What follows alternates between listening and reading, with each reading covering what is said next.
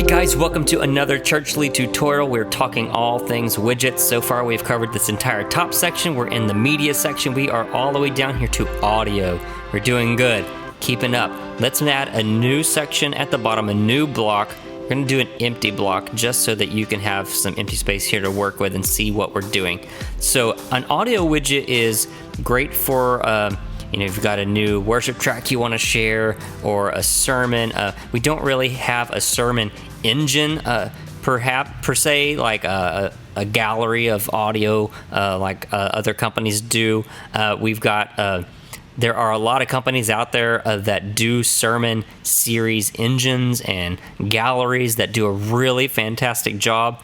And you can grab their embed codes and you can embed that into Churchly if that's what you're looking for, is a sermon series kind of gallery, if you will, by a series and different things and players, audio players and video players. You can do that on YouTube or other places. Churchly is just really not a sermon engine. So you can use others and embed them into Churchly, so that's cool. Or if you got some standalone stuff, audio stuff you want to share, you can use this audio widget. So let me show you how to use it. We'll drag it over. We'll drop it. We're going to give it, by default, it's a song. So you could do a worship song that you guys have recorded. Let's call it, I Love You, Lord. Now, if you don't know that song, then you haven't been in church very long. So ask someone in their 40s or 50s. They'll tell you. And so, I Love You, Lord. Let's give it an author. I'm going to make something up. And we're going to do a light color or a dark color. Let's do the dark color since our background is white. And you could set it to autoplay. I'm not going to do that. You could grab your audio file and drag it in here. Let's do a new folder. Like we've already talked about keeping things organized. Let's do an audio folder. So we could upload audio. I'm going to go over here to my church's podcast. And let's grab an old something here. Let's see, worship that's kind of small. That'll work this last Sunday. Let's upload our audio. It's uploading fairly quickly. We've got pretty good internet. It ought to upload pretty quick. If it's just one song, it's going to be a lot shorter. It's a lot smaller size than this. 15 megabytes. This is a full worship service, about 20 to 30 minutes. So let's grab it, select it.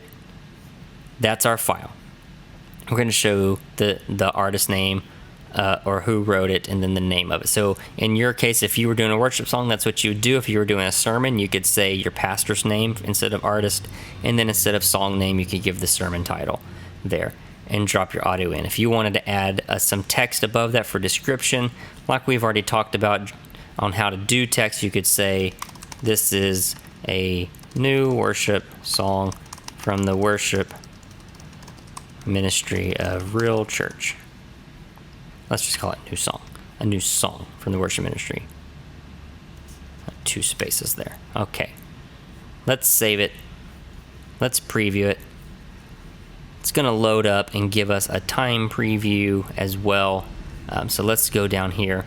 So it gives you the preview. That didn't show in your website editor, but so 16 minutes and 21 seconds. Play. And there's where it will play. You can scrub through it.